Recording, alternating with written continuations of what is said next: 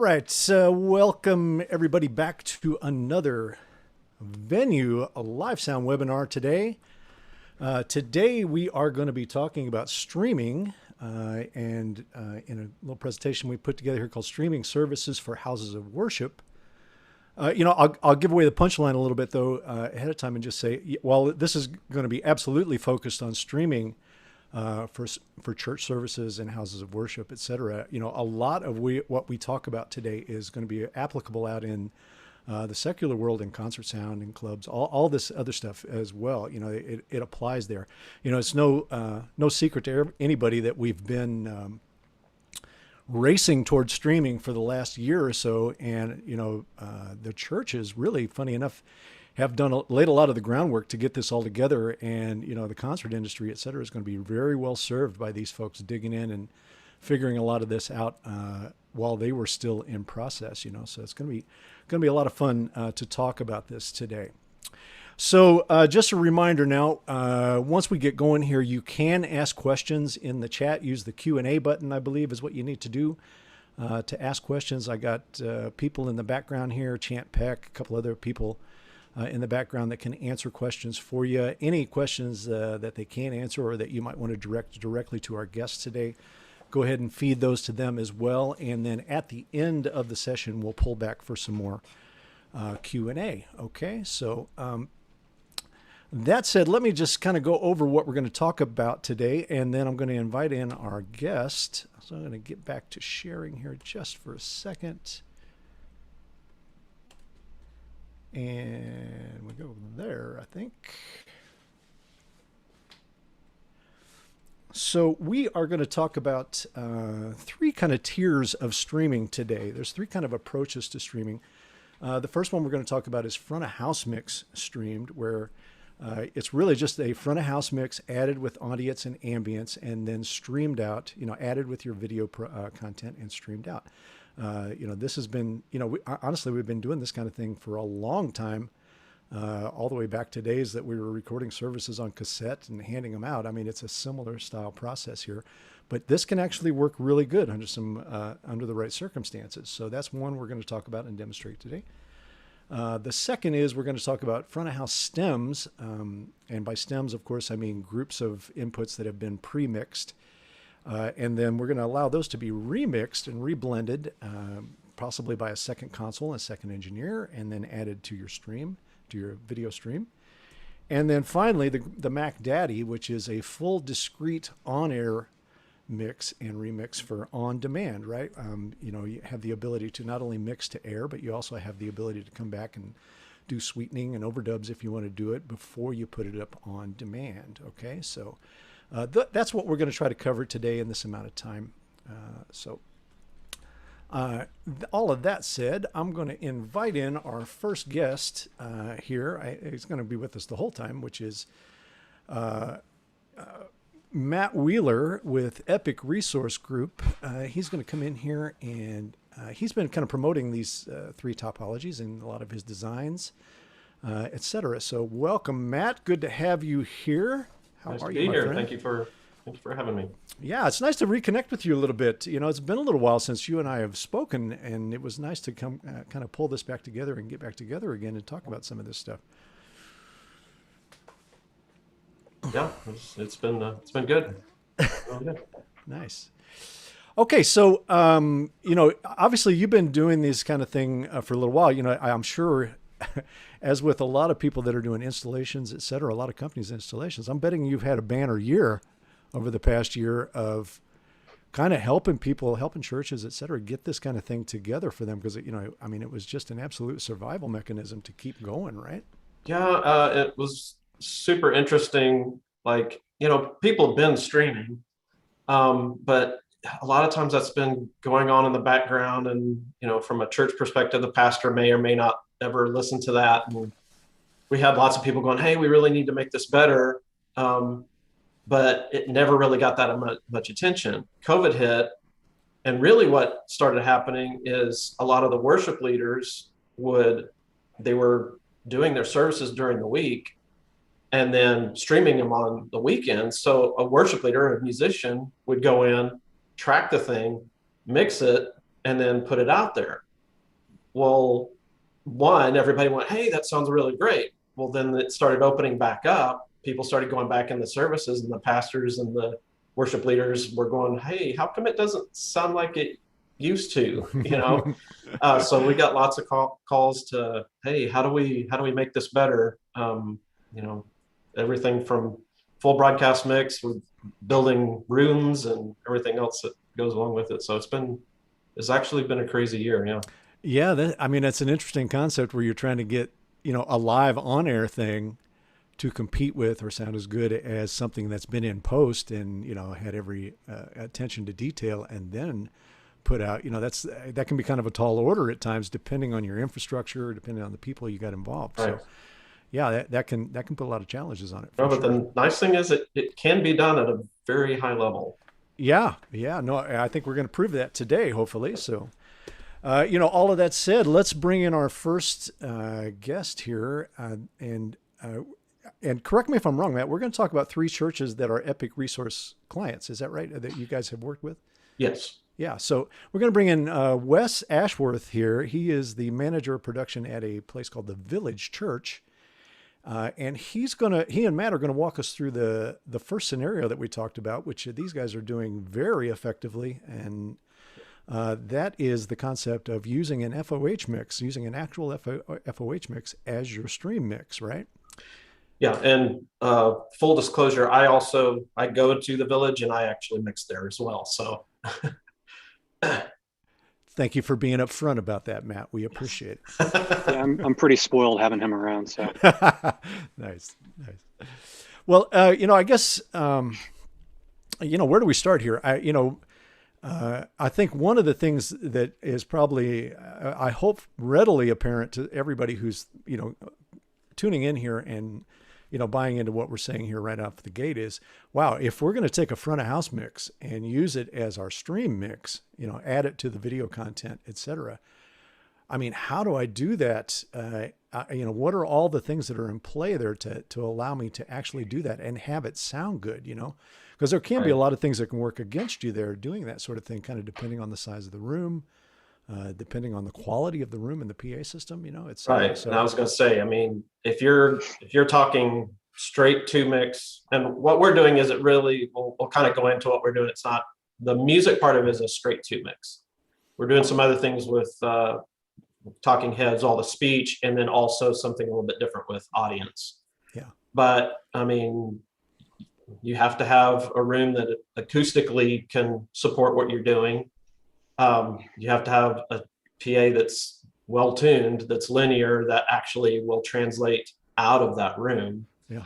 And then just a few little things and the interesting thing is, when we go back and look at our streams, we'll go back and tweak.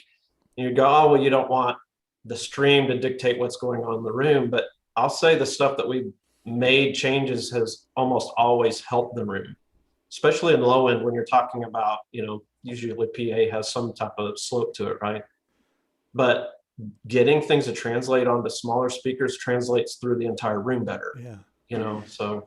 Yeah, you're talking my language now. I mean, I've been promoting this concept for so long now. I mean, honestly, since the 80s, kind of promoting this idea of the better you can get the mix sounding coming off of your console, the better it's going to sound coming through a PA system. Oh, yeah, so absolutely. I think it's one of those kind of fringe benefits that's come from this kind of awakened focus on streaming, which is really you're focused on how good the output of the console sounds, right? And you kind of dive in, and the more problems you sort out, all of a sudden that room starts to sound a little bit better, and things start, matching up better on those things. Before we had FFT analyzers, it was print your mix on a cassette and listen to what you were doing. I mean, it was that kind of thing. So.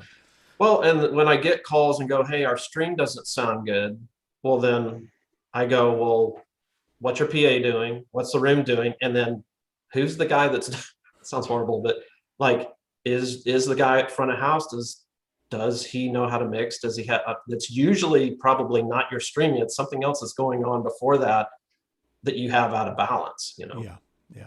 And we have a lot of places that 2 mix, or what we call a compensated mix, which is basically an aux driven mix. that it's just straight faders where you can make some tweaks for talking heads. Man, most of our rooms, they come out, and I think I was telling you earlier, we had a facility that started out with multiple consoles and ended up doing it all on one because their 2-mix was so much better than they could ever get out of their broadcast guy, because they couldn't afford to have that really legit broadcast engineer. Right. What they were getting off of their 2-mix was way better than they could get out of their broadcast. Yeah, it's interesting, that concept of the augmented 2-mix, because it's one thing if you're in a space that is big enough to allow you to put all the instrumentation in the PA system. Right. I mean, honestly, this is where this whole move towards silent stage is really going to help churches in their streaming, right?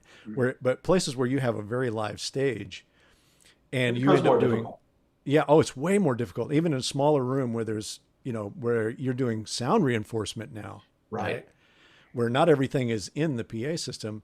It kind of flips broadcast on its head, where it does a mix plus, right? It's an augmented mix plus, where there are things in the stream that are not in the PA. Well, that's also having to know what your client's doing, because if you're in a small room and they have live drums on the stage, that you may not have overheads or hi-hat, or, and you're just giving some foundation to a snare drum, then you're probably not going to want to be doing something off of your, off your console, unless you're going to do something in the background. That's probably not going to go well for you. And, my encouragement would get the stage under control, because the audience will be happier too. But at that point, you probably have to go to one of the other more complicated systems. Yeah, you almost got to pick your poison there of what you're going to fix, right? Am I going to make the stage in the room better, or am I going to hire somebody in to do discrete broadcast mix, right? I mean, that's really your choices at that point. Well, with Wes, so what we're doing there, and I'll kind of let him take over some of this, but we're actually doing a 2-mix of music. And then we've got stem mixes of, correct me if I'm wrong, Wes, of speech, then playback and audience. Is that correct? And we've added in a baptismal group as well, since we keep the cap open pretty much all the time now. Right. And that's a unique challenge for them. The baptismal area is in front of the PA. It's maybe 20 feet away from it. and the mics are facing the PA. So what we have to do in the room to make it even loud enough to even hear, we don't want having that going to the stream. So that's actually broken up into multiple subgroups. So one group is rung out, and then the other group is dry, just gets the high pass filter essentially off the shotgun, and that goes to our stream. Right. Yeah. But so all are you adding all of this together in a matrix that is sending out to the stream? Is that the idea? Yep. Have you got the ability to pull that up there, Matt, or Wes, where we can have a look at it? Let me switch over. That'd be cool to look at. Y'all may want to blow up my screen here. If you can pin it. Here. Yeah. And this is actually a combination of two things, because we're also having to matrix those things to the PA as well, because those are broken up. So those stems go to the PA and to the broadcast separately. I think I'm pinned up on the wrong side here. 1 second. Ooh, let me see if I can get this back. Where are you? There we go.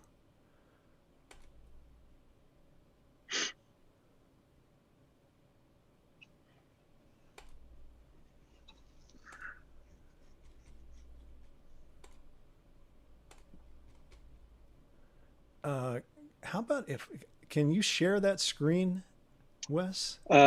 It's literally a direct tap off the console. Let's see. So I couldn't share it independently. Wonder why I can't. Let me see if it's this. 1 second. It could be me. Sorry, buddy. You're all right. I think Oh, there we go. Okay. I'm sorry. I got you here. Let's do this. I think it was just the way I was viewing gallery here.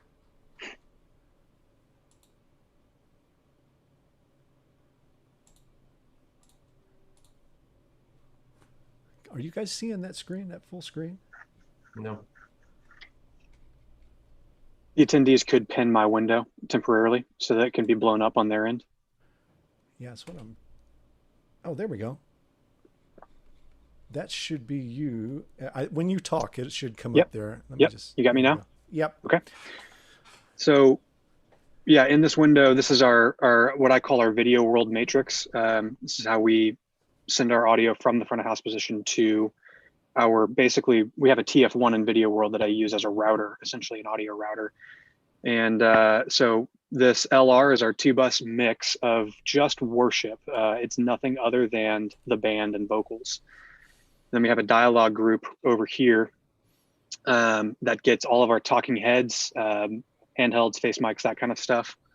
And then I have a crowd mix here that is a bus, an aux send, that I'm sending post fader to this matrix here, so that way I can use some on console event automation to blend up and down, and that helps us get around the need for writing a fader manually. So essentially, if I pull up a talking head fader, I have an event that says, okay, if the fader is unmuted and above this level on the meter, it's going to fade up that aux send by 5 dB or whatever it is that I have it turned up to. And then when I pull that fader back down, not muted, just down, it then puts it back to our worship room level of crowd send. And then from there, I have a playback that's video playback. You know, maybe we have an interview we play in service or pre-service, you know, videos, whatever that looks like. That's playback. And then this is our baptismal group right here, Right. that we send over as well. Looks good. So how are you? Matter of fact, it would be great if we could have a look at that event as well. Sure. Can you engage that event and let us see the action as well? Yeah, I can do that. Let me pull up the event real quick, and that way I can show you how we're accomplishing it, and then I'll show it to you in action. So over here, I have these events called Crowd Dialogue Up, and then I have 1 through 8. So I've got, at any given moment, I have 8 dialogue channels ready to go on the console that I can patch in and bring up. And so if I pull up this number 1, here's how we're doing it.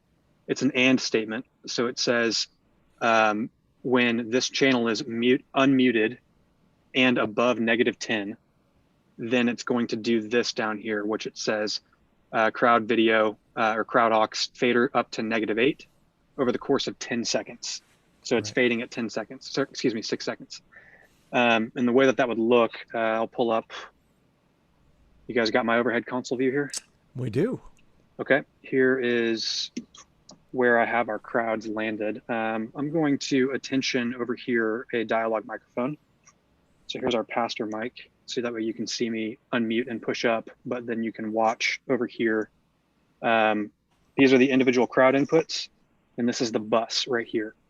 So if I unmute this channel, and then I bring this up above 10, then you'll see this fader start to move.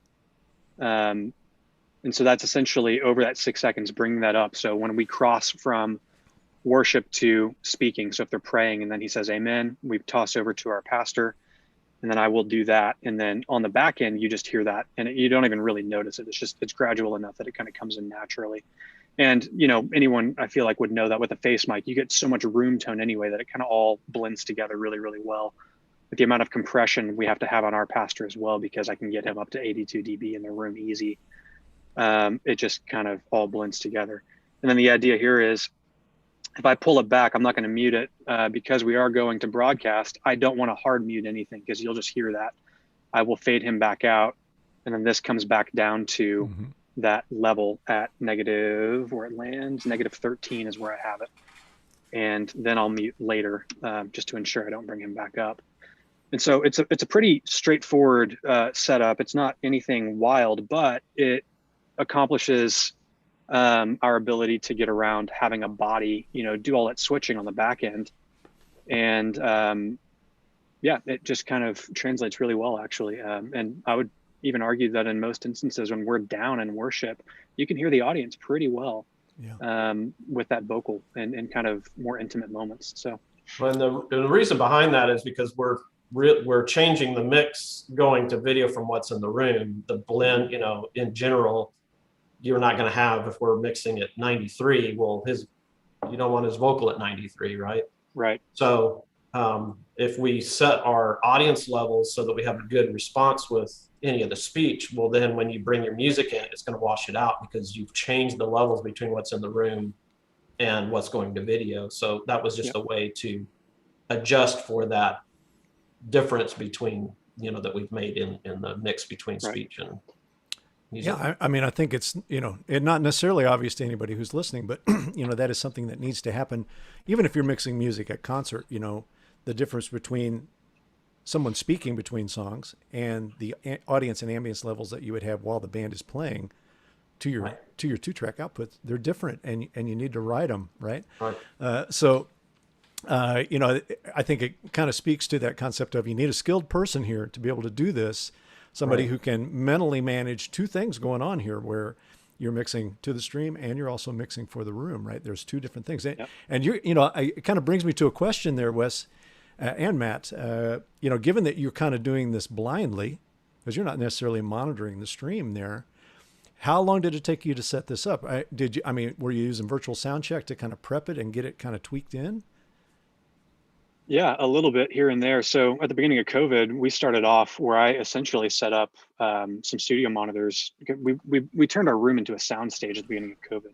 Yeah. And as we started to re-implement in-person services, we had to figure out a way to take that soundstage mentality and turn it back to, well, we knew the two bus was good enough. And so we just had to figure out a way to manage all of that. And the conversation from our worship guy was literally, hey, can you ride the fader? And I was like, well, I can't necessarily do that in the moment, nor do I want to sacrifice my attention in the room to a crowd fader and pull my creative ability and then also ability to follow you off of my thought process. And so the creative solution was that. And it just took trial and error, honestly. So we spent probably the better part of a month just kind of going back and forth, listening to the mix in our video world on the Genelecs we have mounted on our walls. I pulled a pair of Avintones out here and listened, like those that has that kind of paper NS10 effect, and listened to it on there just to hear what the raw crowd mix felt like compared to the dialogue and to the music, and kind of found a good level to blend it into, but in a scenario where there's no pressure trying to figure it out. And just trial and error it into these two levels that we found. Yeah. And that works well for us. I'll say a lot of times I'm watching this, especially now, the live stream, I'm watching it. And so I'll, text him and go, most of the time, like, hey, it sounds really good, whatever. But especially in the beginning, there were little things of going, hey, this isn't translating as well. We need to look into that this week, so I'm not always there, but I'm usually trying to, if I'm at home watching the stream, I think it's safe to say that, having the events programming available to you on the console is kind of key to making this work, right? Absolutely. Yeah. Yeah. I mean, that's one of those great features on SXL. I mean, events is just such an amazing thing to have at your disposal, especially for things like this, Yep. Well, that's very cool, man. That is really good. So, obviously there's some pluses and minuses to all of this. As I'm kind of preaching all the times, audio is all about managing your trade-offs.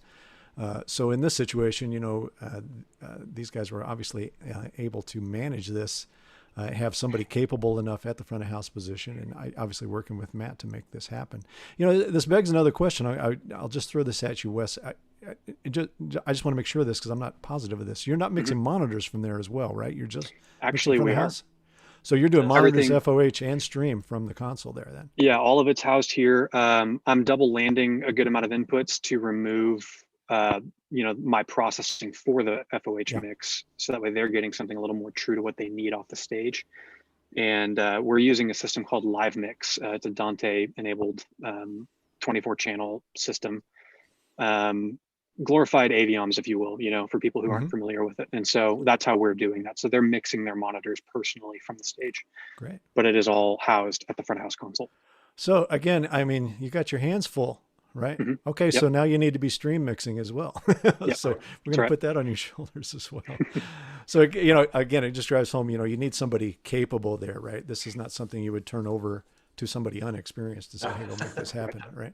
or would have extensive training from us prior to jumping in that seat. Yeah. Right. So, just to kind of recap this, I'll take the stance of recapping it here, Matt. If there's stuff you want to add, by all means. Oh, the only thing I was going to say is there is some mastering stuff going on that matrix going out that we're doing. Yep. Little bits of things. There's slight amount of EQ, brightening things up a little bit from what's in the room, and we've got like an SSL bus compressor and some leveling, that kind of stuff. Leveling stuff. So right. Some peak limiting, etc. Mm-hmm.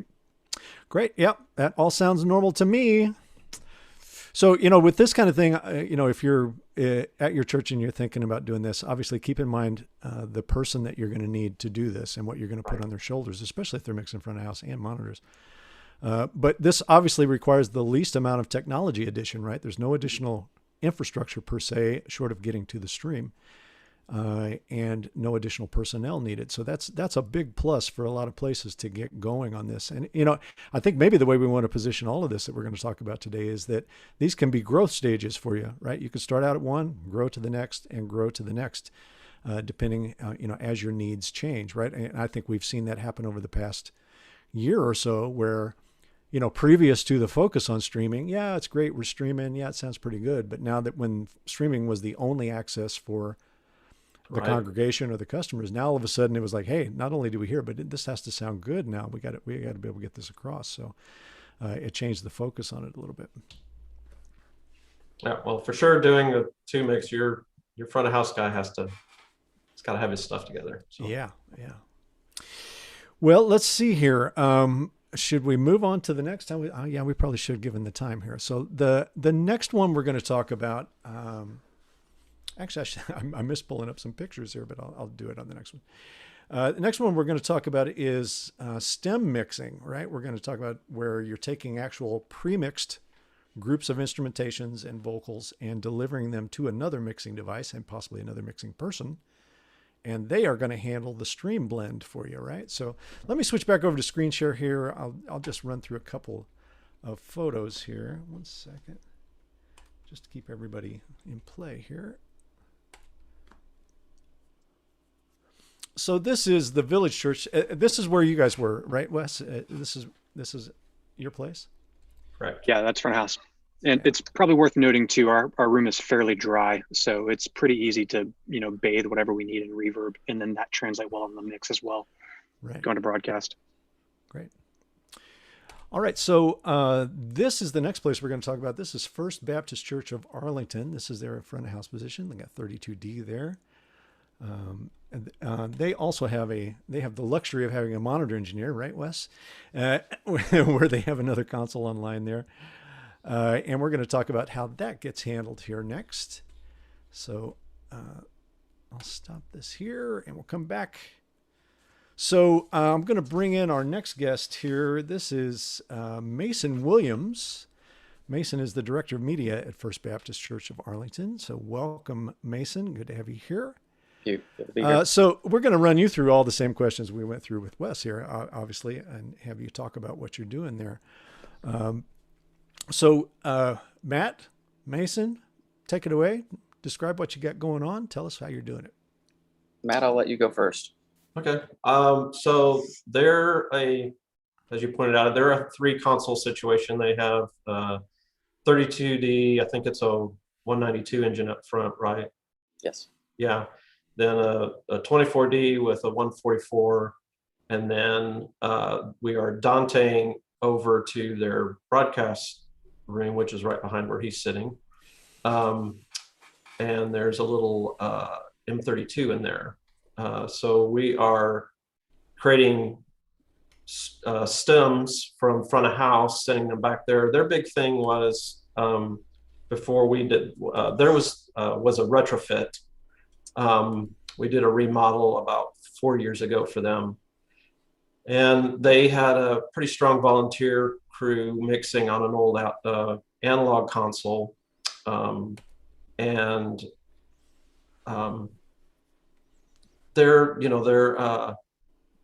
We just needed to up the quality of what they were doing, but they're not full-time audio guys. So once again, having a good front house guy, we're creating good sounds. So let's give the volunteers, something they can do and help bring things to a next level. So if you want to bring that back up, Robert, I don't remember what all we're doing there, but I think there's like drum stem, bass is separate. And actually the funny thing is, because we're coming off of, there's actually it's actually a 3-rack system, but most of the stems from them are coming off the first rack off of a Dante card, and we didn't have room for bass. So bass is actually coming from the monitor console and not from front house. So they're doing a left-right stem, bass, then mono, like a percussion mix, acoustic, electrics, have a few things in stereo to help them get some width for the stream. So keys, they're getting vocals, a mix of vocals with effects, and all those have all the effects, front house effects. So like the drums have the drum reverbs on them, all those kind of things. The choir, and then there's a few things that they get that front of house doesn't get. They have a I don't remember what the thing cost, but $1 million electronic organ that we've actually mic'd up, and that goes to them. So they have actually behind the main clusters, there's actually some mics that are trying to pick up the organ. And then inside where the bass cabinets are for the low end, there's actually some 421s in there that feed them. Then what we're doing from them, they actually send that back to front of house, and we don't ever bring the organ itself into the room, but we do put a little bit of reverb and try to give some space. So their challenge there was that they do 2 different services. One's a contemporary with a full band, drums, bass, guitars, the whole thing. And then they have another one that's orchestral. So from an acoustic standpoint, we had to try to find sort of a middle ground between being able to do orchestral music in there and do modern worship. So for the string section, it's probably a little bit more dry than we want, and it's a little bit more wet for the for the contemporary.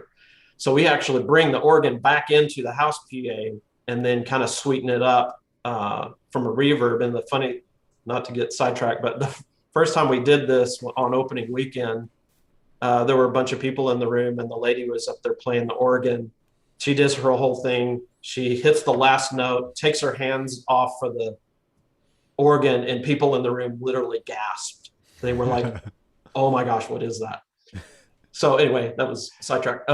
So they have organ, and then they also, which I'm a big fan of, they also bring all of the video returns. So any playback, graphics, things, anything that has audio, they actually submix and send back to everybody else. If there's a video running, I don't want to have to know if it's VTR 1 or 10. I just want to turn up video. So usually your broadcast person's in proximity of the video control room, and they're going to probably know what's going on. So they actually submix all of the video stuff and send it back to front house. So that's kind of what's going on there. So I think it's fair to say that's a little more complex than you might have imagined when we talk about just sending some stems to the broadcast room and having them kind of reblend them and kind of optimize the balances for stream, right? You guys got a lot going on in there in that stream mix. Yeah, and some of that was just driven to have the volunteers, have a little bit of control and feel like they're contributing. But yeah, we're breaking up as much as we can within reason. So Wes, tell us about, Mason, excuse me, tell us about your side of it here. How is this? I mean, obviously this takes this off your shoulders to a degree, right? But Absolutely. Obviously the stems are still a submix of the front of house, so a subset of the front of house. So you're still involved. How how much communication is going on between you two guys, et cetera here? What's give us some insight into the daily workflow there. Right. It's actually surprisingly, it works really well, as kind of like what Matt was referring to earlier. As long as you have a good warm body at front of house, you're going to get a pretty decent stem mix. There is quite a bit of processing on our end. We don't usually do it to the two mix. We do it individually to each stem to brighten things up a little bit from what we have in the room. But outside of that, I mean, very rarely do I have to call front of house and say, hey, we need more electric or whatever. But it works really, really well. And it doesn't take a lot from the actual broadcast engineer to get a good sound, because every broadcast engineer that we use is a volunteer. And right. Actually one of our sort of golden people that reside in this position almost from week to week has no background in audio at all. They're very noobish in that, but they have good ears. And so anytime they need help or anything like that, usually I'm the guy that will go help them or polish something up. But outside of that, it's a pretty solid system. Nice. Really surprised me. And part of the goal there is to put the volunteers in a place where they can succeed and they feel good about what's going on. You don't want to, I mean, they honestly, with the old system, when they had full control, they weren't succeeding very often. No. And now they do. Well, not to go off off on a sidetrack here. We talked about this in the run up to this webinar. I started deploying this concept on tours. Probably, I don't know, maybe it wasn't long after Venue came out, I started doing this. When we would, if we were on big concert tour and we would pull into a festival where, you're going to pull up to a festival, they're going to take a full input split and also try to mix it for broadcast, and it was just failing horribly. It's like, it's one thing to have a multi-track it for rebroadcast later, remix later and rebroadcast. But we started thinking, man, this is crazy. There's got to be a better way to do this. So we started sending stems. It was kind of supporting the concept of using audio subgroups that I was promoting at the time, et cetera. But, we would bring out Ryan Uliate, who was the guy that mixed and engineered the record. He would be in the truck. We would send him the stems from the front of house console, which had all the moves, everything right. in it. And he would just reblend it for the broadcast. We'd give him the vocals separately. He could deal with vocals separately, but all the music stems there. And it worked just fabulously. I mean, it was the quality of the mixes going out when you were pulling up with really no sound checks. I mean, there was no place there. I mean, you were going to get a line check in the truck and then try to broadcast it. It was like, that's not going to work, Right. So this is kind of the proof in the pudding of that, the proof point of that concept. And it's a very effective one when it's done correctly, So you guys are proving it here. You guys kind of doing even an expanded version of that here. So yeah, it really is. And Matt, I don't know if you remember when we first decided to do sort of the STEM solution, the volunteers weren't happy because, as Matt referred to earlier, they had full control over it before and they weren't succeeding.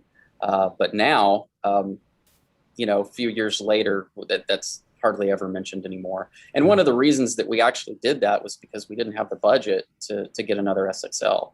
So, You have infrastructure. there's total infrastructure. And so it works really well. Yeah. Yes, indeed. Awesome. Well, let's just kind of go through the pluses and minuses of this here. I think hopefully everybody can see it here. Certainly one of the pluses is that you now have a person who is dedicated to monitoring and mixing the stream. Even though they're doing it in a group mix sort of thing, that person can be 100% focused on the stream quality, right? So it begs the question, Mason, are you doing any kind of mastering processing on the output of your M32 there? Very little. And that's probably the weakest link for us. We are running a precision limiter on the output and it works pretty well. It works really well to kind of glue the mix together whenever we're actually doing music. And then it's kind of a lifesaver when it comes to the more, the voices, the spoken word things. It helps us kind of level it off a little bit. The problem with that is that our volunteers aren't up to snuff on actually how to run it, all the time. And so that's one thing where let me I'm give sorry. you a news. Let me give you a news flash. The whole industry is not up to snuff on running that yet. So, Right. I mean, we'll talk about that toward the end here of how to get these mixes optimized for actual streaming. But just getting the audio to the stream is the first part, and then getting it optimized in terms of level. That's a whole nother science in Absolutely. and of itself. So, It is. It is. So, we try to stay on top of it as much as we can, but a lot of the times on Sundays I'm running around and I can't stand over their shoulder the whole time. But yeah, sure. it works well. But I think the point of it is you got somebody there monitoring the stream the whole time, Correct. and I'll just ask this kind of tweaky question: are they actually looking, ever listening or looking at the back side of the stream, at the delivery side, or are they We only looking at the send side? Right. No, we actually have a group of people in our communications department that does that. They monitor the streams, they monitor the chat. So if there's ever any issues, and then of course we run. It's just hard to listen when you've got stuff blasting through the tannoys and you've got all this other stuff in the room. But we do try to log in, check the stream at the very first, make sure we've got audio levels look good, all that stuff. So Yeah. Great. it works pretty Awesome. well. Yeah. So obviously, as I said, the big plus of this is the ease of it. It's you have a more dedicated person, et cetera. But some of the minuses, which you just have to consider and weigh it out, what is going to work best for your facility is you do need more people now. You need another person that's capable of doing that. You're going to need another mixer. You can kind of decide on the scale or the cost of the mixer that you're going to use in this workflow. It can be a lesser skilled person, that can be used here, et cetera. I kind of have to characterize this as a minus, only kind of to stay legal here. One of the downsides to it is that it's still a subset of the front of house mix. So if you have a poor front of house mix, or you're in a situation where it's mix minus at front of house, this may not be the total solution for you. You're going to have to work harder to get that stem solution to work for you there. So really, again, it kind of requires somebody competent at front of house and doing a good front of house mix to begin with, or at least building all these stems. Yes. It's going to require additional audio transport infrastructure. You guys said you're kind of infrastructure rich there, so it worked out good for you.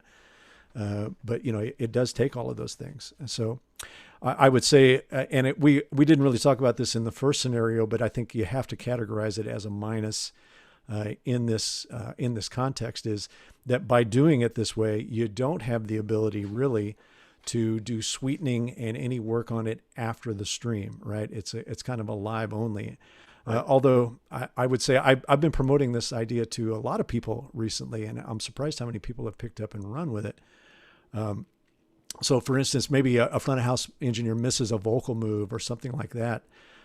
You can use virtual sound check now to go back and punch in on a 2-track recording if it's all done in the same DAW. So if you're recording Pro Tools at front of house, you're also recording a 2-track mix. Guy misses a vocal move, well, just go back previous to that place, make the vocal move, and punch in on the 2-track mix, and you can actually do some sweetening to that. You could also rebalance some audience, all kinds of things back to that 2-track print, given that you can work in virtual sound check now. So it's something to consider. Even if you were doing that at the stem level, you could do that as well. You could print a 2 mix at the same time and then punch in on it if you need to. We're in digital now. You can do that. In analog, that would have been much, much tougher. But in digital, you can get away with that. Matt, anything you want to add to that workflow before we move on to the last one? No, I think we've covered it. I mean, again, it's just you have to know one, the skill set of your people, and then all audio is compromise and some it is just managing your trade-offs. Yeah. And you just kind of have to know what the skills of the people that you have and their facilities, and there's all kinds of things that can affect that. In Mason's case, there is a lot of live instruments in there, especially on the orchestral. Mm-hmm. We are doing sound reinforcement. It is in the PA, but we're making it bigger than life, and not. If you turn it off, it's still pretty loud in there. We're just making it better. Yeah. So that may or may not translate really well. And in that case, you wouldn't want just your 2 mix. So what they're doing allows you to kind of put it back together, where where Wes is, we have pretty much all controlled. Drums are in a cage. It's all IEMs. It sounds fantastic, but if you're in a smaller room, you got live drums in there, well, now you got a problem. Yep. All right. Well, let's move on to this third scenario while we still have a little bit of time here, and we'll get through this pretty quick, I think. I'm going to go back to the screen share here for a second, and we'll get this next thing up here. Let's see here. So I believe, let's see here. There we go. So this is what we're going to talk about is a little bit theoretical here or hypothetical here in terms of we don't have an actual case study here for it. This is just a template that I use for designing up these kind of discrete systems for people that are going to put them in play. I would say to you without question, there are lots of these systems in play now in the world. Ever since the release of Venue 7.0, where we started supporting and qualifying 3 consoles sharing the same I/O. So this is a situation that is actually doable today and is going into more churches than I want to talk about, really. So, Matt, I think you mentioned you guys have considered this, or you have this in play for a church. Is it in Texas? Yeah, it's in the DFW area. The Met we just did, they've got a 3 console setup similar to this. I believe they're 32D at front of house and 24s at monitors and broadcast, but they're a full split star configuration, the whole thing.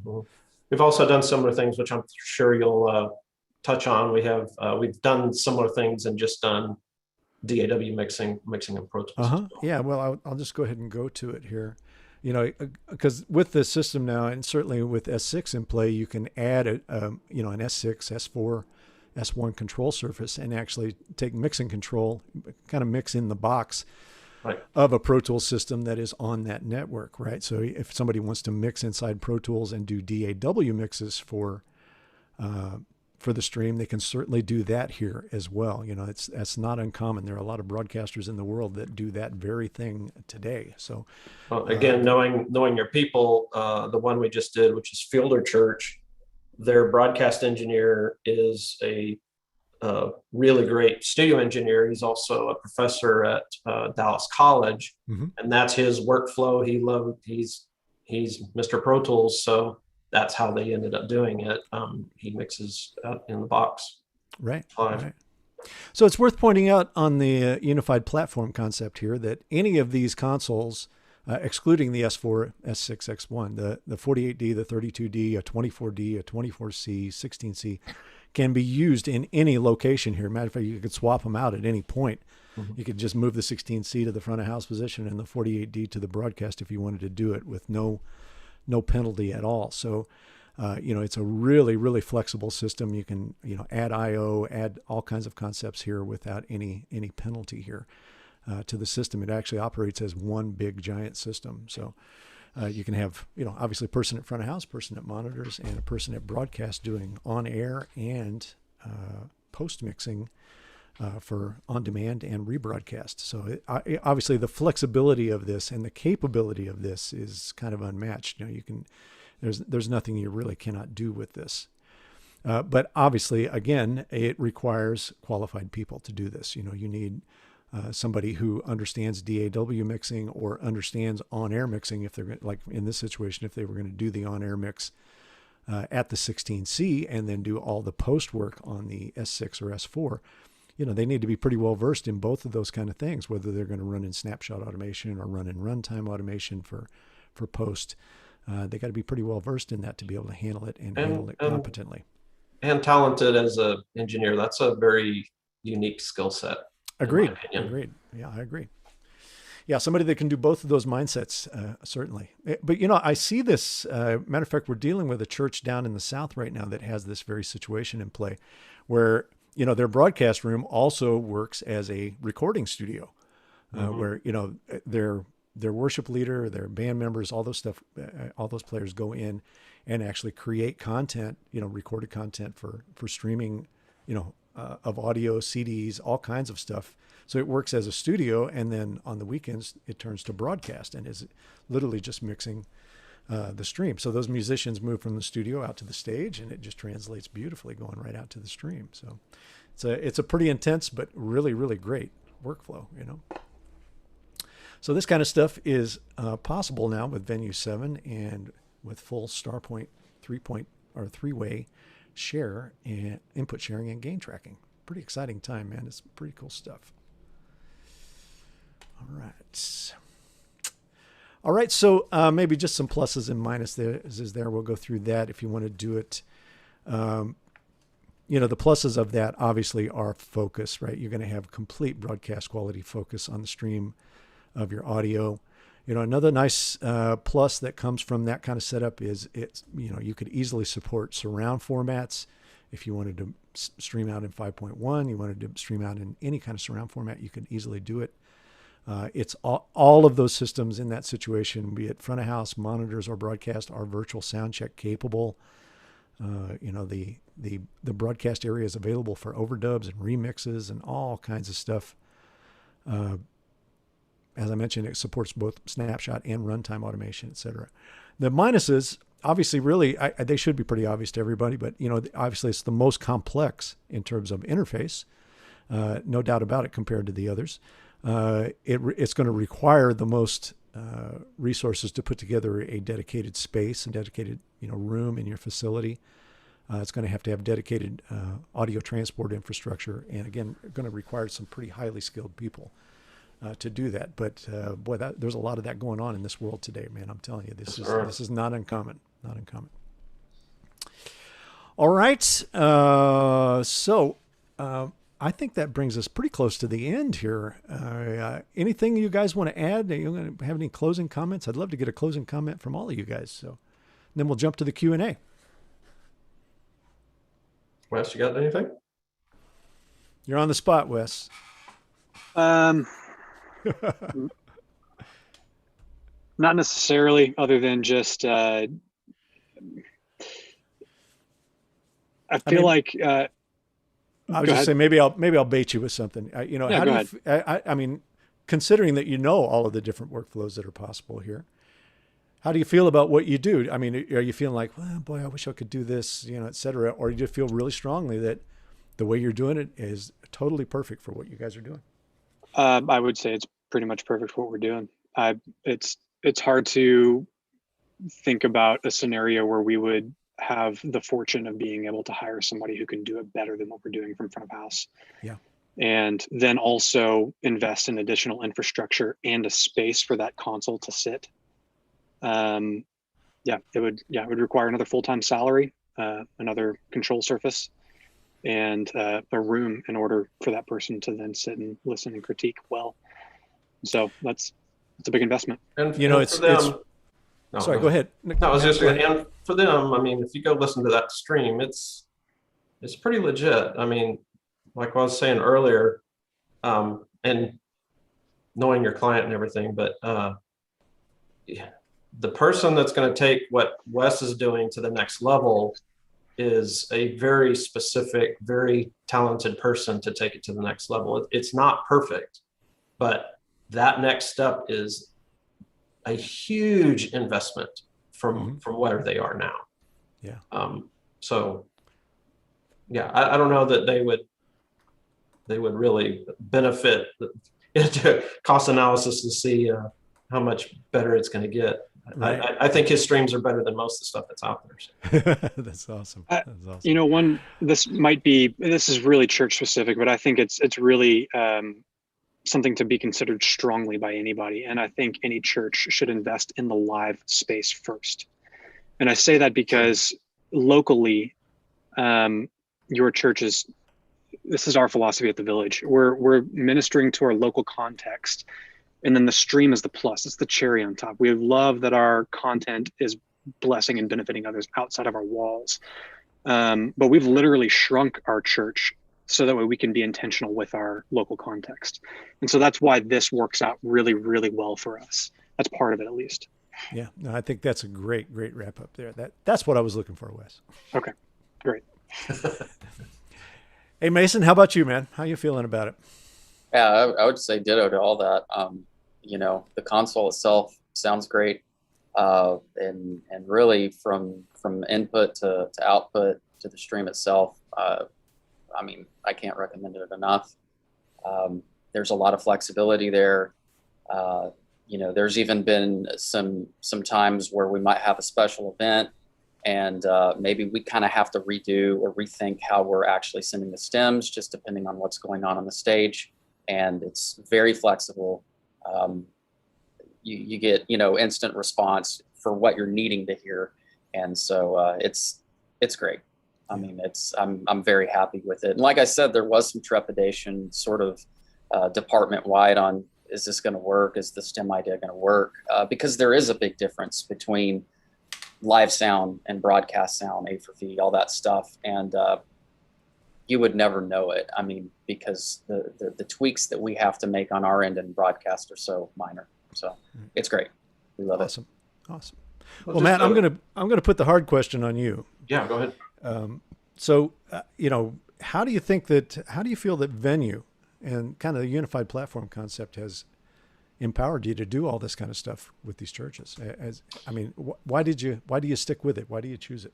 There's a lot of reasons.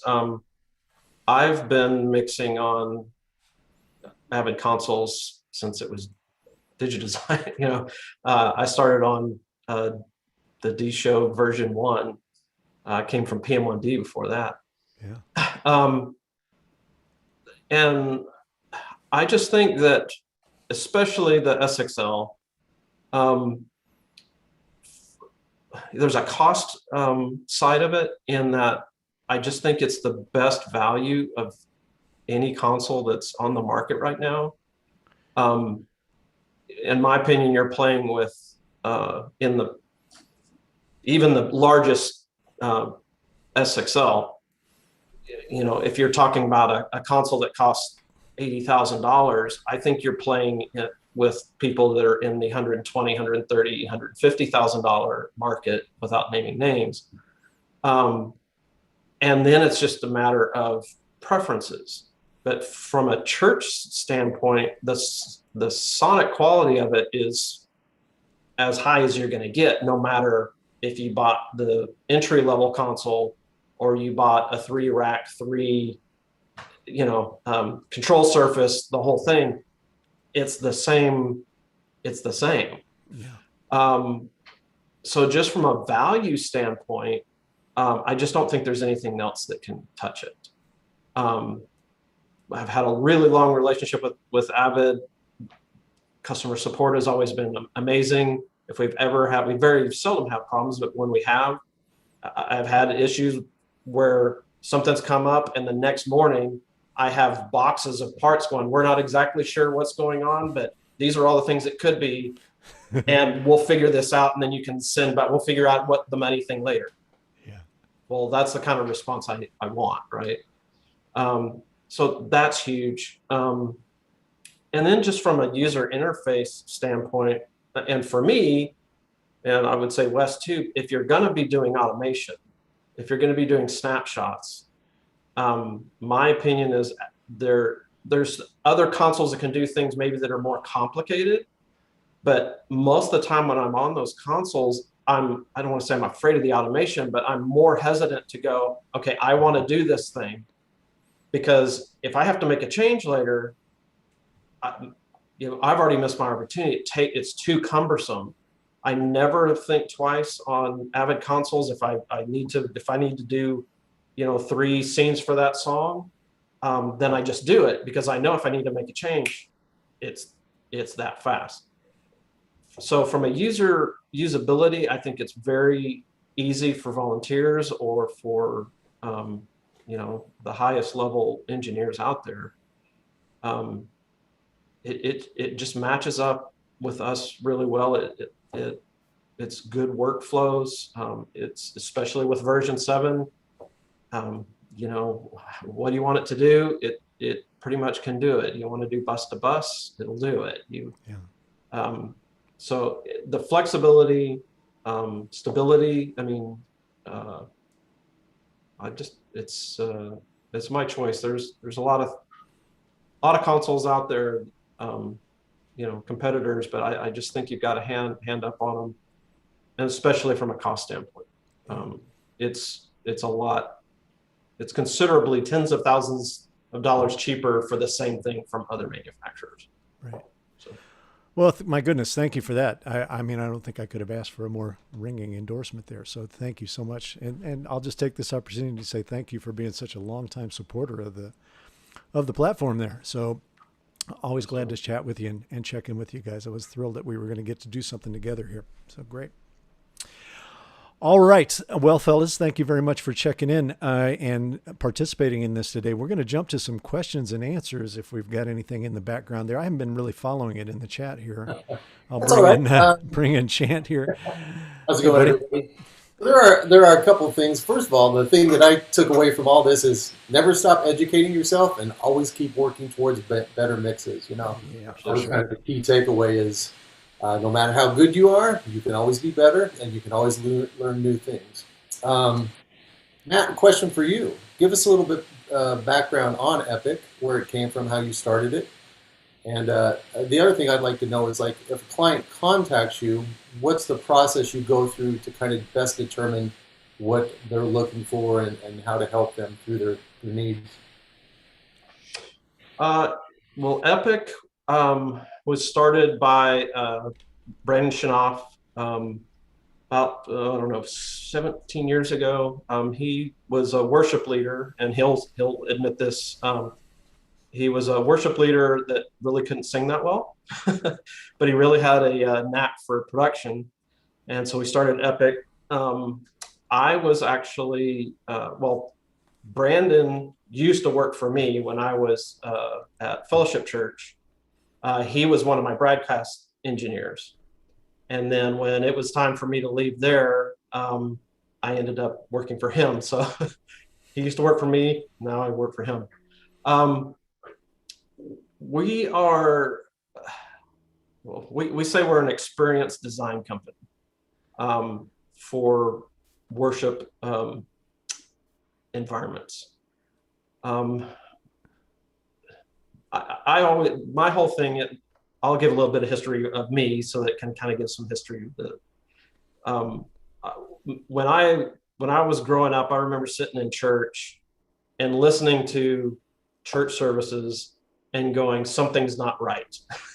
Like the mix was weird. I didn't know that much. I just knew something wasn't right, which kind of set me on a path of why I do what I do within churches. And I always had a saying, if you can't hear it, you can't hear it. Meaning if you can't hear the message, then you can't communicate that message. So for me, sound has been priority over all other things in worship environments. Not that lighting isn't important, not that video isn't important, but from a corporate worship standpoint, some of the best worship experiences I've ever had have been around a campfire with a bunch of people singing. So though Epic does great lighting, we do all these other great things, that going to what Wes was saying, your room, what's happening in that room is paramount to communicating that message. So Epic we are known for our acoustic designs. We have one of he's quite brilliant acoustician.